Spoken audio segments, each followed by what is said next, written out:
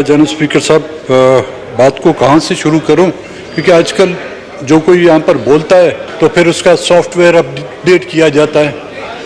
अब हम पुराने लोग हैं, हमारे पास तो सॉफ्टवेयर है ही नहीं, या तो किसी का सॉफ्टवेयर अपडेट किया जाता है या किसी का मदर बोर्ड ही ले जाते हैं।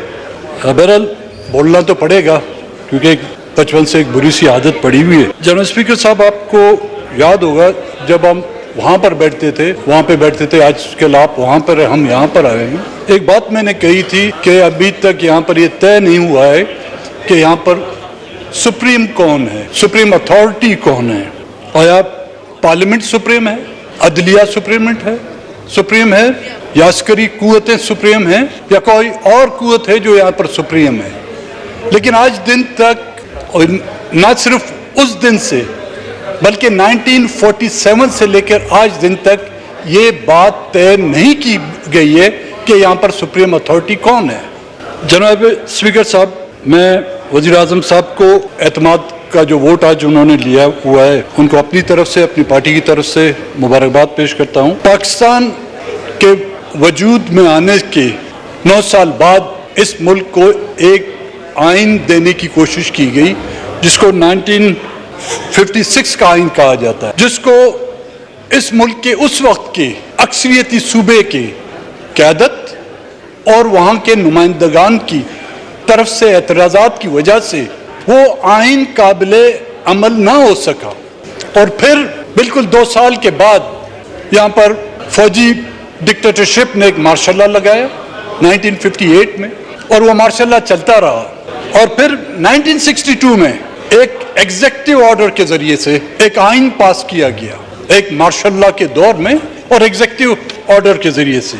उस वक्त जब 1956 का आइन मुतारफ किया जा रहा था तो बंगाल के लोगों को एतराज़ था उस पर, उनकी अक्सरियत को जो तस्लीम नहीं किया जा रहा था, उसकी वजह से बंगाल के नुमाइंदगान ने उस पर एतराज़ात किए, और जो वो 1946 का आइन कंट्रोवर्शियल रहा और जिस पर अमल दरामद ना हो सका।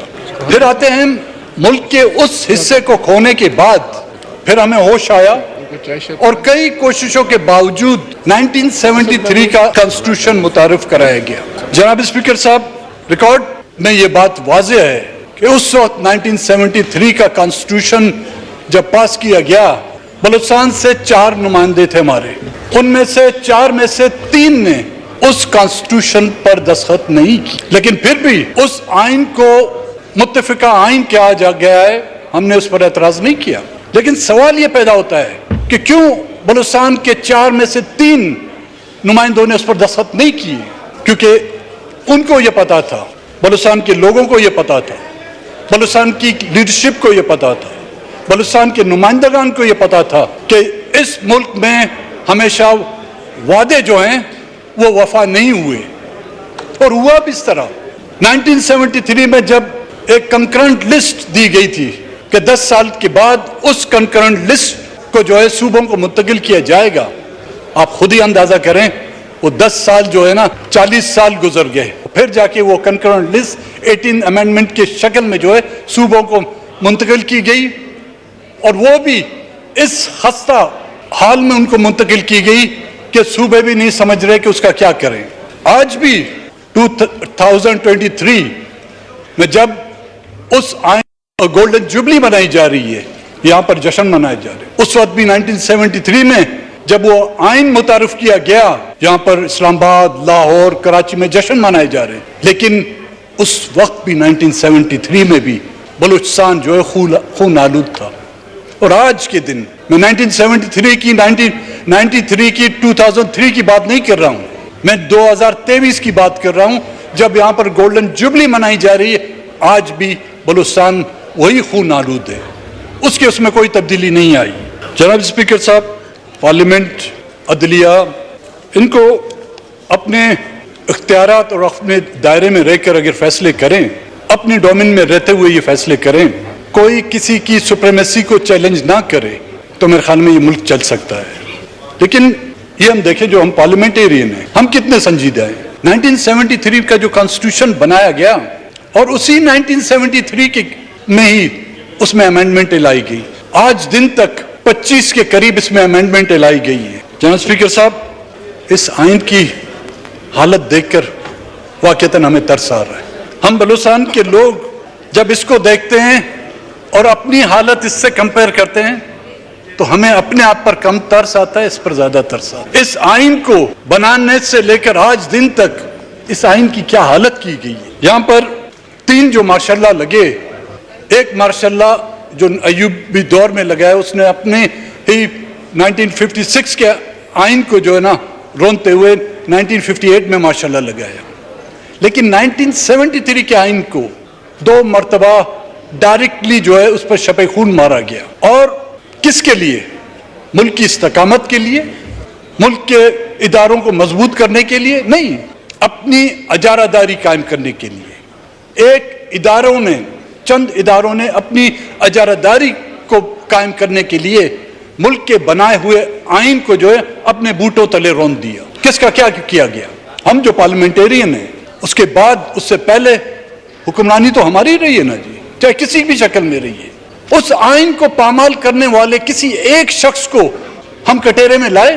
کیا ہماری جو کمیٹیاں ہیں, سب کمیٹیاں ہیں, کسی ایک کمیٹی نے اس آئین پامال کرنے والے یا جنرل سے لے کر سپاہی تک ان کو اس کٹہرے میں لا کے پوچھا کہ تم نے کیا کیا ہے, کس کو خوش کرنے کے لیے کیا ہے اور کس کی امامت پر کیا ہے؟ نہیں. آئین پہ جو کھلواڑ کیا گیا ہے دنیا کی تاریخ میں, جو کھلواڑ یہاں کے حکمرانوں نے اس آئین کے ساتھ کیا ہے, شاید ہی کسی نے کیا ہو. مجھے تو اس آئین کی حالت, اور میں نے کہا بلوچستان کی حالت ایک ہی لگتی ہے. جب ہماری ضرورت بنتی ہے, جب ہمیں اس کی ضرورت پڑتی ہے تو ہمیں یہ آئین یاد آتا ہے. جب بلوچستان کی ضرورت ہوتی ہے تو ہمارے حکمران جب اپوزیشن میں ہوتے ہیں تو اتنے موٹے موٹے آنسو بہاتے ہیں. جب وہ حکومت میں ہوتے ہیں تو وہ بلوچستان کے لوگوں کے آنسو بہاتے ہیں. اور یہی ہوتا ہے اس آئین کے ساتھ. اس آئین کا حلف ہم بھی لیتے ہیں. اس آئین کا اوتھ عدلیہ کے جو ججز ہیں, سپریم کورٹ سے, عالیہ عدلیہ سے لے کر لوور کورٹ تک, وہ اس کا حلف اٹھاتے ہیں. جنرل اسپیکر صاحب, آپ, ہمارے پرائم منسٹر, ہمارے وزراء, ہمارے chairman senate, deputy chairman senate کے اراکین, اعلیٰ فوجی قیادت, فوج کے سپاہی بھی اس آئین کا حلف لیتے ہیں. لیکن سب سے پہلے ہی اس آئین کی جو پامالی کرتی ہے, عام لوگ نہیں کرتے اس آئین کی پامالی. عام لوگ تو ایک ٹریفک سگنل کی خلاف ورزی کرتے ہیں تو اس کو جیل جانا پڑتا ہے. لیکن ہم اور آپ, ہم جو ہے نا بالکل اس کی جتنی بھی ہم خلاف ورزی کریں, ہم پر اس کا کوئی اثر نہیں ہوتا. جناب اسپیکر صاحب, میں سمجھتا ہوں میں یہاں پر کسی پولیٹیکل پارٹی یا کسی سیاستدان کو جو ہے ڈیفینڈ نہیں کرنا چاہوں گا, کیونکہ یہ حقیقت ہے کہ اب اس ملک میں سیاستدان نہیں رہے. جو سیاستدان تھے یا تو ان کو فزیکلی ایلیمنیٹ کیا گیا, یا تو ان کو اتنا مایوس کیا گیا ہے کہ وہ سیاست کے نام سے جو ہے بیزار ہو گئے ہیں. محترمہ شہید بے نظیر بھٹو کی جگہ بلاول بھٹو نہیں لے سکتا. سردار عطا اللہ مینگل کی جگہ اختر مینگل نہیں لے سکتا. باچا خان ولی خان کی جگہ احمد ولی خان نہیں لے سکتا. شہید نواب بگٹی کی جگہ شاہزین بگٹی نہیں لے سکتا. اور مولانا مفتی محمود کی جگہ مولانا فضل الرحمان نہیں لے سکتا. وہ سیاستدان تھے جنہوں نے قربانیاں دی, جنہوں نے اپنی اولادیں شہید کروائیں, جنہوں نے سالوں سال جیلیں کاٹی, اور کبھی انہوں نے جو ہے نا اپنے اصولوں پر سودے بازی نہیں کی, اور جن کی بدولت آج ہماری پہچان ہے, جن کی قربانیوں کی بدولت آج ہمیں پہچانا جاتا ہے. اور ہمیں ان ادوار میں ہمیں ملا کیا؟ پولیٹیکل گورنمنٹ ہے اپنی جگہ. جو 3 ماشاء اللہ لگے ہیں, ایک ماشاء اللہ نے تو آپ کے ملک کا ایک بڑا حصہ ہم سے گنوا دیا. اس کی کبھی پوچھ گچھ کی گئی؟ لاکھوں بنگالیوں کا قتل عام کیا گیا, ہزاروں بنگالی عورتوں کی جو عصمت دری کی گئی. کبھی کسی نے, ہم نے ان سے پوچھا کہ کیا ان عورتوں کی عصمت دری, کیا ان بے گناہ بنگالیوں کا قتل عام کسی اسلام کی تبلیغ کے لیے کیا گیا تھا؟ نہیں, صرف اپنی رٹ قائم کرنے کے لیے, اور یہ کہنا کہ ہم انہیں ایسا ماریں گے کہ ان کو پتہ نہیں چلے گا. اور وہ انہوں نے اپنی رٹ قائم کی, اور ہم نے اور آپ نے اور اس ملک کی عدلیہ نے, چاہے اس میں وہ جسٹس منیر کا نام ہو یا کسی اور جسٹس کا نام ہو, انہوں نے اس غیر آئینی عمل کو آئینی سٹیمپ لگا کے ان کو آئینی شکل دی، اور ہم نے اور آپ نے ان ججز کو سامنے جا کر ان کے کھڑے ہو کر سر جھکا کر ان کو مائی لارڈ کا خطاب دیا۔ ہم نے ان سے پوچھا نہیں کہ کس آئین کے تحت تم نے جو ہے اس مارشل لا کو لیگل قرار دیا، کس آئین کے تحت بلوچستان میں اور بنگلہ دیش میں قتل عام ہونے والے اس خونی دور کو جو ہے نا آپ نے جائز قرار دیا۔ نہیں، ہم تو اسی دوڑ میں لگے رہتے ہیں کہ وہ کرسی، اس میں قصور ان کا نہیں ہے جناب اسپیکر صاحب، قصور ہمارا ہے۔ ہم نے ان کو وہ عزت دی ہے جس عزت کے وہ قابل نہیں تھے، ہم نے ان کو وہ رتبہ دیا ہے جس رتبے کے وہ قابل نہیں تھے، اور اب ہم رونا رو رہے ہیں۔ سپریم کورٹ کے یہ پہلے فیصلے نہیں آ رہے۔ 1974 میں ایک پولیٹیکل پارٹی جس کو نیشنل عوامی پارٹی کہا جاتا تھا، اس پر بھی تو پابندی سپریم کورٹ نے لگائی تھی۔ وہ پولیٹیکل پارٹی جس کی جڑیں ہر صوبے میں تھی، پنجاب میں تھی، اس وقت صوبہ سرحد تھا، آج خیبر پختونخوا ہے، بلوچستان میں تھی، سندھ میں تھی، اس پر پابندی لگا کر آپ نے ان کو آج جو ہم یہاں پر بیٹھے ہوئے ہیں، چاہے ان کا تعلق بلوچستان سے ہے، کے پی سے ہے یا سندھ سے ہے، یہ اسی نیشنل عوامی پارٹی کے حصے ہوتے تھے، ان کے اکابرین، لیکن اس پر پابندی لگائی گئی۔ اسی سپریم کورٹ نے جب پابندی لگائی، کسی نے چوں تک نہیں کی، کسی نے اس پر اعتراض نہیں کیا کہ ایک پولیٹیکل پارٹی پر کیوں پابندی لگائی جا رہی ہے۔ ان مارشل لاؤں نے، ایک مارشل لا نے جس طرح میں نے کہا کہ ملک کا آدھا حصہ گوایا، دوسرے دو مارشل لاؤں نے یہاں پہ کلیشنکوف کلچر، ڈرگز، ہیروئن کلچر، دہشت گردی کو جو ہے عام کیا۔ یہاں پر دہشت گردی کے انسٹیٹیوشن قائم کیے گئے جس کی وجہ سے آپ کے ہزاروں لوگ شہید ہوئے، جس کی وجہ سے آپ کے لاکھوں لوگ بے گھر کیے گئے۔ کسی نے ان سے پوچھا؟ کسی نے ان سے حساب لیا؟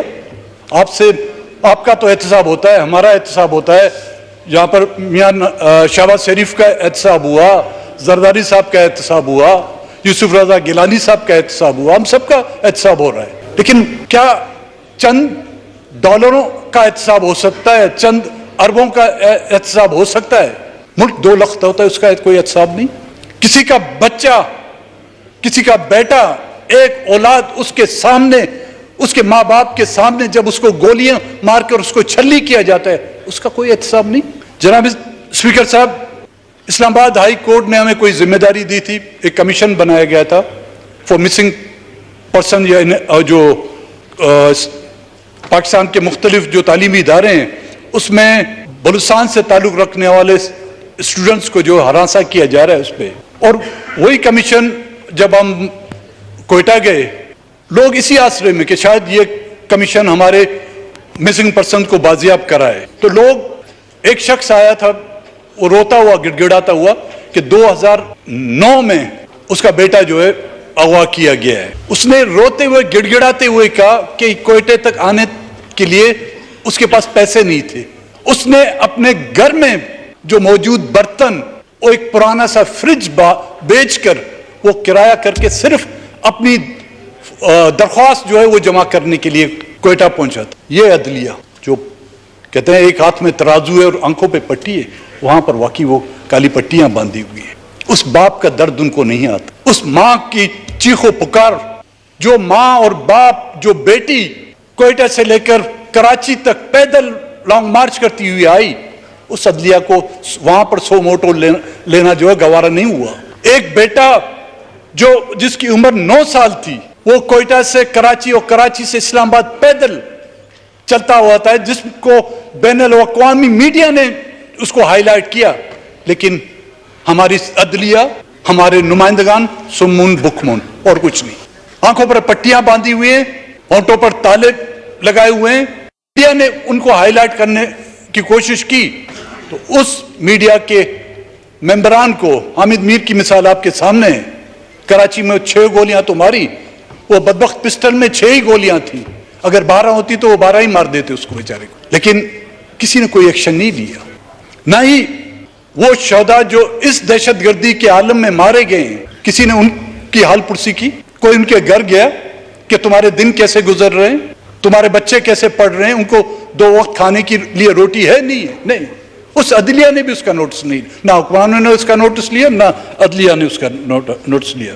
जो नॉर्दर्न एरिया में जो ऑपरेशन किया गया, जो लोग उस ऑपरेशन के वजह से अपने इलाके छोड़ के चले गए, जनाब स्पीकर साहब, अपना गांव, अपना इलाका, अपना मुल्क छोड़ना कोई आसान बात नहीं। वो बहुत मजबूरी के तहत वहां से उनको धकेला गया, लेकिन उनकी आबादकारी के लिए क्या किया गया? उनको वापस हर हुकूमतों ने उनसे वायदे किए कि उनको उनकी आबादकारी के लिए जो इकदाम किए जाएंगे। जो बचे कुचे, बमबारी से बचे कुचे जो घर थे, खंडरात, आखिर में जो उनको भी मलियामेट कर दिया। लेकिन उसके बदले में कई लोगों ने जो है माल और दौलत कमाई। अंदरून मुल्क और बैरून मुल्क वो डॉलर जो दहशतगर्दी के लिए इस्तेमाल होने थे खिलाफ, उसके एवजन उन्होंने जागीरें ली, उन्होंने यूरोप में, ऑस्ट्रेलिया में जो जजीरे लिए, उन्होंने बड़े बड़े मेंशन लिए। कहे ना अदालत, इस पार्लियामेंट को मैं गुजारिश करता हूं, उनको बुलाएं कि जजीरे आपने कहां से खरीदे, ये कौन से पिंड की जमीन थी जो बेच कर तुमने जो है ऑस्ट्रेलिया में जायदादें खरीदी? ये हम नहीं पूछ सकते।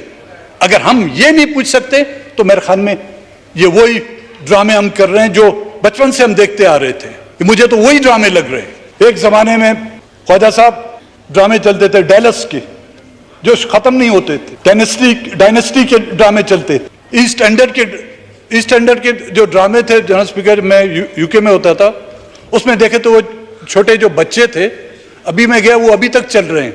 वो बूढ़े हो गए हैं, लेकिन वो स्टोरियां नहीं बदलती। यहाँ पे भी हम बच्चे थे, पाकिस्तान का हालत वो देख रहे हैं। अब हम भी बूढ़े हो गए हैं, आधी एक टांग हमारी कब्र में, एक बाहर है, लेकिन पाकिस्तान के हालात जो वो नहीं बदल रहे, क्योंकि सुप्रीम ना आप हैं, ना प्राइम मिनिस्टर है, ना जुडिशरी है।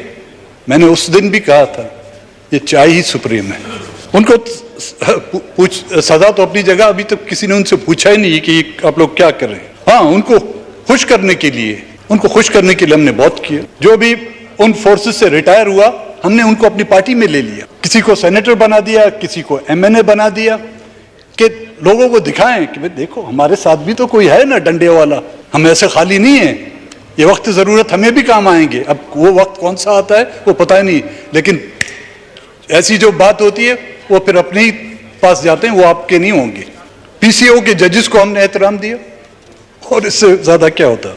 जनरल स्पीकर साहब, हम सबसे ज्यादा जिम्मेदारी जो हम पार्लियामेंटेरियन की बनती है, अगर हम खुद मालिक मकान जो है अपने दरवाजे पर ये तख्ती लगाए कि आओ और लूट के जाओ, घर का अल्लाह ही हाफिज है।